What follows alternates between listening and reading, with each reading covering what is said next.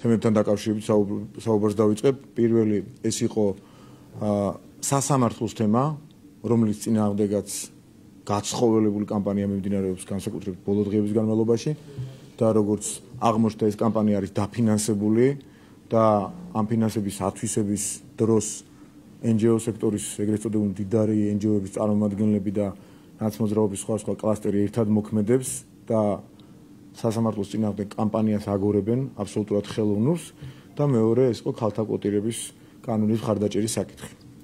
პირველთან დაკავშირებით საპარლამენტო უმრავლესობის სახელით გვინდა მივმართოთ ჩვენი პარტნიორი და მეგობარი ქვეყნის ამერიკის შეერთებული შტატების ადგილობრივ წარმომადგენლობას საელჩოს ქალბატონ ელჩს და ჩვენ იმედს ვიტოვებთ რომ მისი ელჩობის პერიოდში ეს საკითხი ობიექტურად გადაწყდება რომ დაიწყოს საუბარი და სანქციები რომელიც შტატების მხრიდან დაუწესდა ქართულ მოსამართლეებს მოიხსნათ. ამ დრომდე ჩვენ არ გვინახავს არც ერთი მტკიცებულება, რომელიც ამ სანქციების რელევანტურობასაც კი დაადასტურებდა არათუ სანქციების რაიმე პირობას და რეალურ საფუძველს. აგრეთვე მიგვაჩნია და ხელის გულზედებს ფაქტები, რომელთა მიხედვითაც ის რომ საქართველოში რამდენიმე მოსამართლე ყოველგვარი საფუძვლის გარეშე არის დასანქცირებული, სავიზო სანქციები არ აქვს მნიშვნელობა, სანქციის რა ფორმა იქნება, დასანქცირებულია, ეს ახალისებს სასამართლოს წინააღმდეგ იმ მდაბიო კამპანიას, რომელსაც NGO სექტორის რიგი წარმომადგენლები და ნაცმოძრაობა და მისი სხვადასხვა მიმართულების განშტოებები მიმართავენ. და ასევე პირიქით, არათუ მტკიცებულება ვიხილეთ, ჩვენ საპირისპირო მტკიცებულების სახით მივიღეთ სტრასბურგის სასამართლოს გადაწყვეტილება და ასევე იმ ცნობილ ფაქტთან ერთად, როდესაც ჩვენ ვიხილეთ 4 მოსამართლის, 1 ყოფილის და 3 მოსამართლის დასანქცირება, ამის შემდეგ პრაქტიკულად სანქცია დაედო ამასთან ერთად დროის სხვადასხვა პერიოდში ლაშა ჩხიკვაძეს, რომელსაც არათუ რაიმე აქტივობებში, არამედ ასევე სავიზო შეზღუდვაც დაუწესეს და მას არ ეძლევა საშუალება, როგორც მოსამართლეს მიიღოს სხვადასხვა აქტივობებში მონაწილეობა. შესაბამისად, ჩვენ ვითხოვთ, რომ ამ მოსამართლეებს მოიხსნათ სანქციები. მაგალითად, ლაშა ჩხიკვაძის შემთხვევა არის ის შემთხვევა, როდესაც სტრასბურგმა კიდევ ერთხელ ვიმეორებ, დაადასტურა, რომ მის მიმართ აბსოლუტურად უსაფუძვლო კრიტიკა იყო და რეალურად ეს კრიტიკა კი არ იყო, ეს იყო ბულინგი და დღეს ალბათ ყველას, ვინც კი ამაში ირიბი მხარდაჭერაც კი რაღაც ფორმით დააფიქსირა, ყველას ბოდიში აქვს ამ ადამიანის და არა მხოლოდ ამ ადამიანის, არამედ მისი ოჯახის წევრების წინაშე მოსახდელი. მე არ მინდა დამატებით დეტალებში ღრმად შევიდე, მხოლოდ ერთ საკითხზე გავამახვილებ ყურადღებას, მან თავად განაცხადა, რომ მისი შვილი გარკვეულ სამედიცინო დახმარებასაც კი საჭიროებს ამ ბულინგის გამო. წარმოუდგენელია იყო მართალი სხვა შემთხვევებშიც, მაგრამ თან მართალი იყო და შენ და შენი ოჯახის წევრებს ისე გაბულინგებდნენ, რომ სამედიცინო გარკვეული ჩარევებიც კი ჭირდებოდეს ამის გამოსწორებას. აქედან გამომდინარე ამ ყველაფერს ახალისებს ყველაფერი უსაფუძვლო. მათ შორის უსაფუძვლო სანქცირება და განსაკუთრებით ისეთი ქვეყნის მხრიდან, როგორც ამერიკის შეერთებული შტატებია, განსაკუთრებით ისეთი ქვეყნის მხრიდან, რომელიც ჩვენთვის არის პარტნიორი, მთავარი სტრატეგიული პარტნიორი, ჩვენი მეგობარი და შესაბამისად, თუ კი რაიმე ამ ქვეყანაში ანტიამერიკულ, ანტიდასავლურ განწყობებს შეიძლება აღვივებდეს, ეს არის უსაფუძვლო გადაწყვეტილებები, როგორიც არის მოსამართლეთა დასანქცირება. ამიტომ ჩვენ კატეგორიულები ვართ ჩვენ ამ თხოვნაში თუ მოთხოვნაში, რომ მოიხსნათ მათ სანქციები და არ მიცეს ჩვენმა მეგობარმა რომელიმე მდაბიო და ბოროტ სუბიექტს საქართველოში მანიპულირების უფლება ამ ფაქტით და სხვა ფაქტებით ისედაც არაკლებენ ამ ყველაფერს. ასევე ჩვენ დღეს ვისაუბრეთ ქალთა კვოტირების თემაზე. თქვენ მოგეხსენებათ, რომ ეს არის გარკვეული დროებითი პოზიტიური ღონისძიება ქვეყნის განვითარების რაღაც ეტაპზე. დღეს ერთ-ერთმა ჩვენმა ოპონენტმა თქვა, რომ კი ბატონო, შემდეგ რაღაც განვითარების ეტაპზე ეს მოსახსნელია და აბსოლუტურად ვეთანხმებიო, თუმცა ახლა ჯერ არაო. თუ იმეს გონია, რომ ჩვენ განვითარების იმ ეტაპზე არ ვართ, რომ ეს კარგად გავიაზროთ, ძალიან ცდება. ამიტომ ეს ერთ-ერთი მთავარი არა მოლაპარაკება, არამედ უფრო მთავარი საფუძველი იყო გირჩის ინიციატივას დავთანხმებოდით ის, რომ ქალები საქართველოს პარლამენტში ამიერიდან განსაკუთრებით მომავალი დროიდან უნდა მოხდნენ დამსახურებისა და პროფესიონალიზმის და არა კვოტირების მიხედვით. თვითმმართველობის ორგანოებში ქალები თვითმმართველობის არჩევით ორგანოებში უნდა მოხდნენ დამსახურების პროფესიონალიზმის და არა კვოტირების მიხედვით. ჩვენ გადავლახეთ ის ეტაპი, როდესაც გარკვეული პოზიტიური დისკრიმინაცია, როგორც ამას ეძახიან ხოლმე თერიგ შემთხვევებში, შეიძლება და საჭირო ყოფილიყო, თუმცა მე ამ ტერმინს ზოგადად არ ვეთანხმებოდი არასდროს, მაგრამ ვეთანხმებოდი მიდგომას. დიახ, ჩვენ მართლები ვიყავით მაშინ, როდესაც კვოტირებაზე აღტკინებით საუბრობდით და ვამბობდით, რომ ეს ქალების გაძლიერებას, მათი როლის გაძლიერებას ხელს შეუწყობს. დიახ, გარკვეულ დროის მონაკვეთში ეს ყველა ქვეყანას დაჭირდა და ასე მოიქცა საქართველოს, მაგრამ დღეს ჩვენ ვართ იმ ეტაპზე, როდესაც თავისუფლად შეგვიძლია ვთქვათ, რომ ქალთა უფლებები, მათი ჩართულობა საზოგადოებრივ თუ პოლიტიკურ ცხოვრებაში იმ დონეზეა ნამდვილად, რომ თავისუფლად ნებისმიერი პარტიის ინიციატივა შეიძლება დავეთანხმოთ, რომ მათი აქტიურობის, აქტუალურობის, ჩართულობის ხარისხის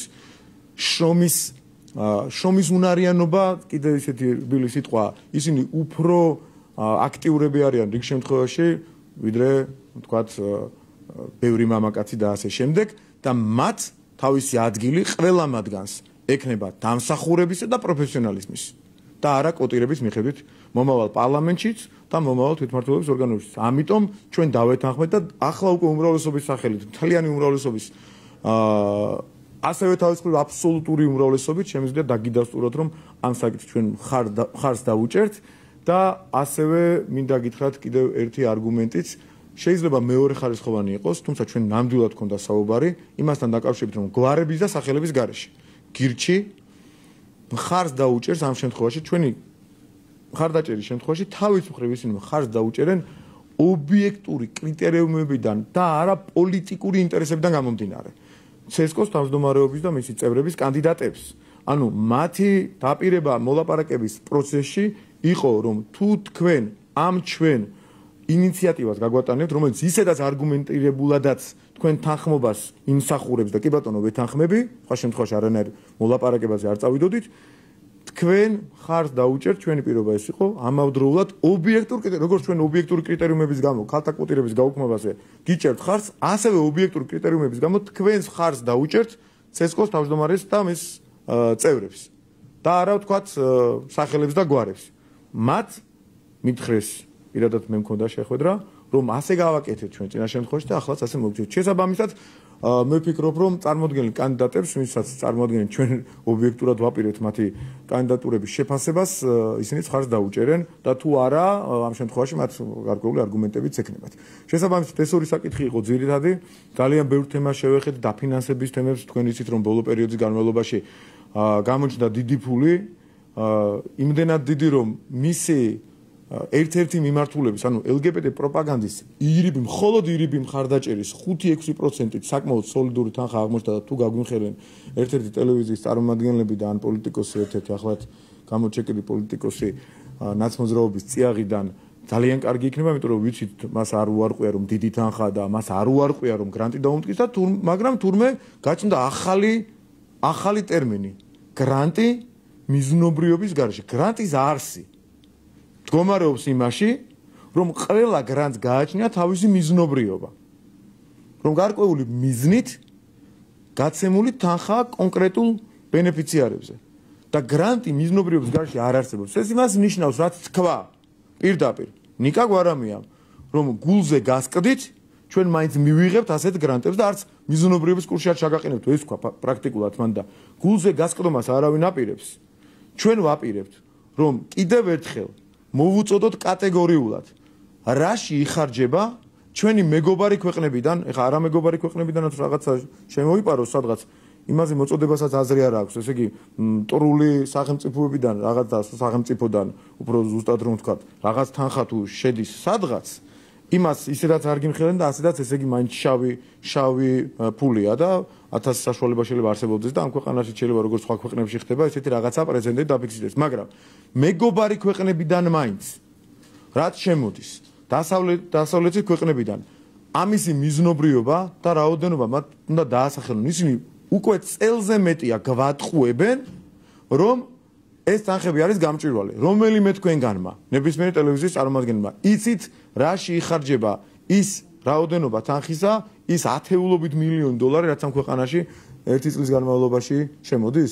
ხო არც ერთმა არ იცით კონკრეტულად. პიარდება მხოლოდ პოზიტიური ნაწილი და გაცილებით მეტი რაც ხმარდება სხვადასხვა მიზნებს, ეს ვიღაცის ინტერპრეტაცია დავალების მიმცემის, გრანტის გამცემის, თუ ადგილობრივი რომელიმე ორგანიზაციის წარმომადგენლის თავად უნდა გითხრან. იქნება ვწდებით. იქნება ჩვენ ვწდებით და გგონია რომ ცუდ საქმეებს ხმარდება და კარგ საქმეებს ხმარდება. იქნება ჩვენ ვწდებით რომ LGBT პროპაგანდისთვის არ იხარჯება ეს თანხა. იქნება ვწდებით რომ არჩევნების დისკრედიტაციისათვის არ იხარჯება. იქნება ჩვენ ვწდებით რომ სასამართლოს დისკრედიტაციისათვის არ იხარჯება ეს თანხა, მაგრამ ხო ნახეთ უკვე ფაქტი, როდესაც თურმე ორი NGO, რომელიც სასამართლოს განვითარებაში უნდა ეხმარებოდეს თავად სასამართლოს და სახელმწიფოს, დისკრედიტაციის უკაცრავად კამპანიას ალაგებს მთავარი არხის ერთ-ერთ მოწილესთან და მის თანამზრახველთან ერთად. ეს გახმაურდა ეს ფაქტი და დასტურდება რომ დიახ ამ ადამიანმა აიღო თავზე ორგანიზება სასამართლოს წინააღმდეგ კამპანიის. აქედან გამომდინარე ჩვენ მოუწოდებთ მათ რომ გაბედონ და ერთხელ და სამუდამოდ წერტილი დაუსვან ამ საკითხს. დაფინანსების გამჭვირვალობა არის ლეგიტიმური ინტერესი საზოგადოებისა. იმიტომ დაარქვეს შაშან თურმე აღმოჩნდა, ეხლა ყველა მივხვდით უკვე, ვინც იმ აქციებში მონაწილეობდა, ის ახალგაზრდებიც.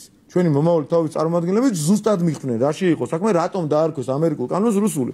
იმიტომ რომ თურმე აი ახლა დღეს რისი გახმოვანებას და რისი აფიშირებაც არ უნდათ, ეს უნდათ, რომ დაეფინანსებინათ LGBT პროპაგანდა, დაეფინანსებინათ სასამართლოს წინააღმდეგ კამპანია, დაეფინანსებინათ ქვეყნის არჩევნების წინააღმდეგ კამპანია, ცესკოს წინააღმდეგ კამპანია და ასე შემდეგ.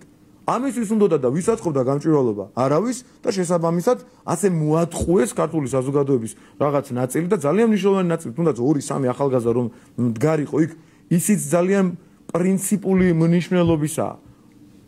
და ჩვენ უნდა შევეცადოთ ყოველდღიურად თქვენი ვალდებულებაა ყველასი, ჩემი არის და ჩემი ვალდებულებაც არის და ყველა პოლიტიკოსის ვალდებულებაა, თუ პატიოსნად ფიქრობთ მსგავს თემებზე, რომ არც ერთი ახალგაზრდა, არც ერთი მოქალაქე არ მოვატყუებინოთ არავის და ჩავერიოთ ამ საკითხში იმდაგვარად, რომ ეს პიარი იქნება თუ რაღონიზებების გნებათ, იმგვარად, რომ არც ერთი მოქალაქე ჩვენი ქვეყნისა საბოლოო ჯამში მოტყუებული არ დარჩეს და ვიღაცამ ამერიკული კანონი რუსულად არ შეაჩეჩოს. ვიღაცამ არ მოატყუოს, რომ აფინანსებს რაღაცა კეთილ საქმეს და სინამდვილეში თავისი ქვეყნის ინსტიტუტების დაზიანებაზე არ დახარჯოს ფული. ამის ვალდებულება გაქვთ თქვენს, ამის ვალდებულება გაქვთ ჩვენს, რომ საზოგადოება დეტალურად გავარკვიოთ და იმიტომ საუბრობ ამდენ სამ თემაზე. ახლა დაველოდებით თქვენს, ამაზეც ბევრი საუბარი გქონდა სხვათა შორის დღეს. დიახ.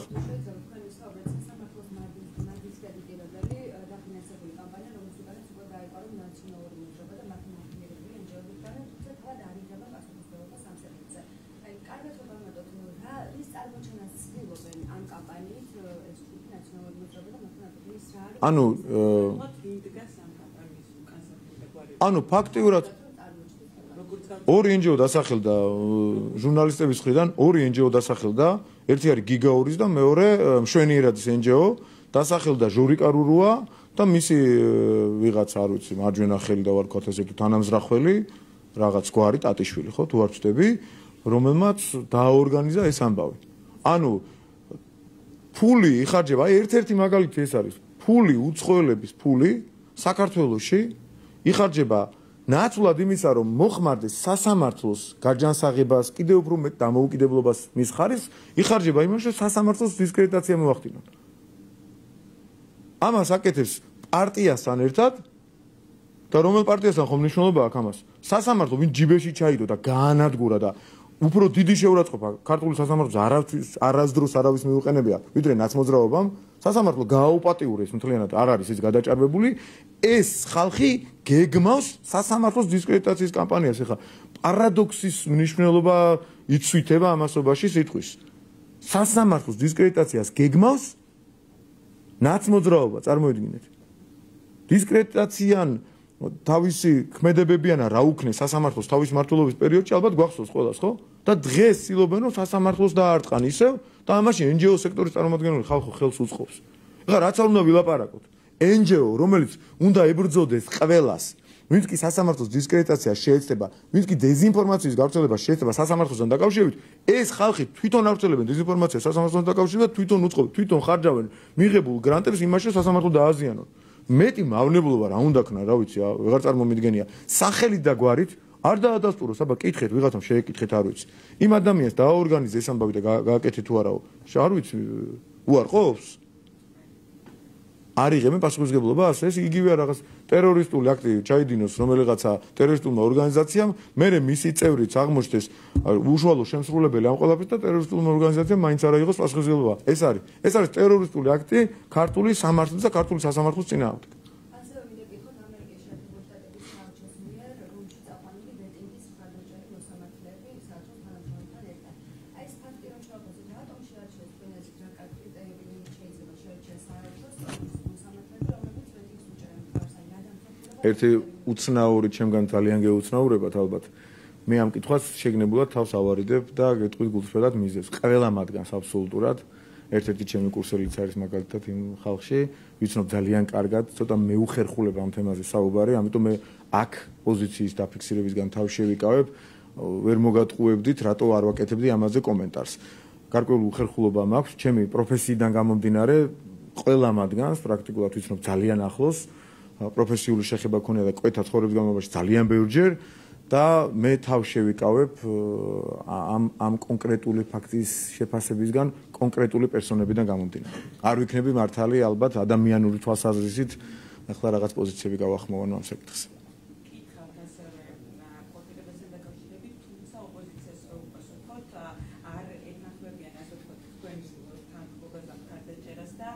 მაგალითად ამბობენ, რომ ამ ინიციატივას ქართულ ოცნებას ამ ინიციატივის გადაჭერას საკუთრების საკუთარი შედარებული მიზნები აქვს, ასე ვთქვათ, რა მიზნებია საუბარით და რას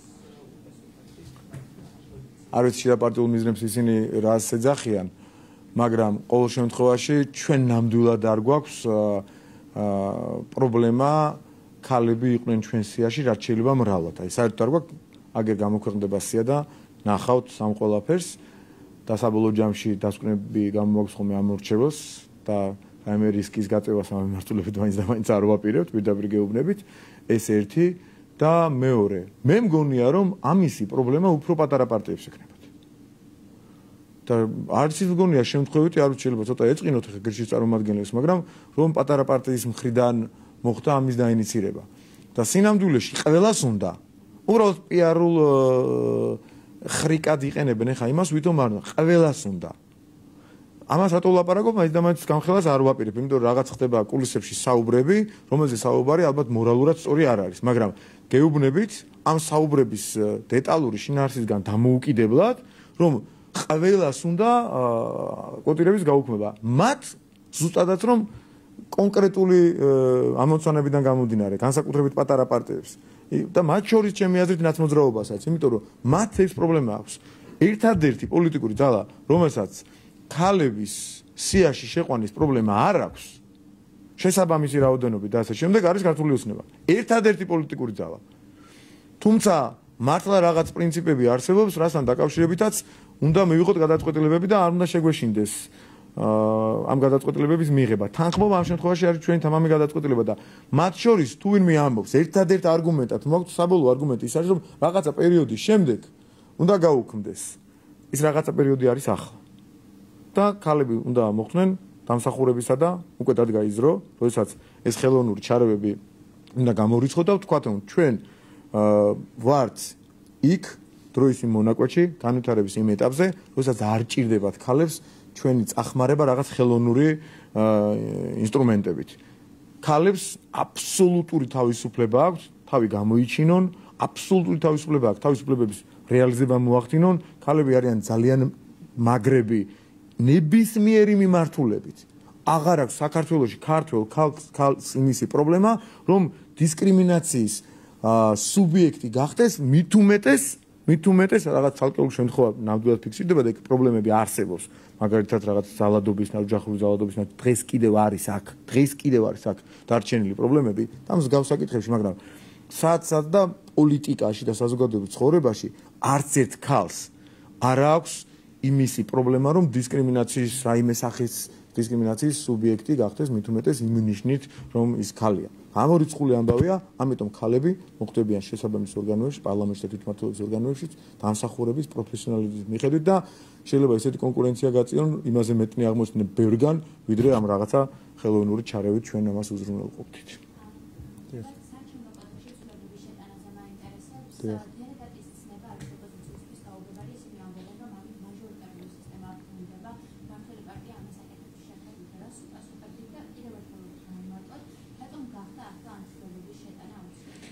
მაჟორიტარული ხო არ შეგიძლიათ მათი არგუმენტი მითხრათ.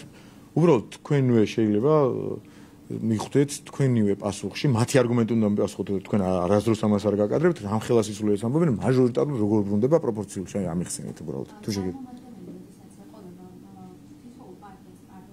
ხო. როგორ გულისხმობთ მაჟორიტარული? მაჟორიტარს ირჩევს ცალკე ამორჩეველი. აქ აძლევს პროპორციულ სიას ხმას. როგორ ბრუნდება მაჟორიტარი ამიხსენეთ. აი რას ამბობი, რომელიმე მისით, რომელიმე ხო არის.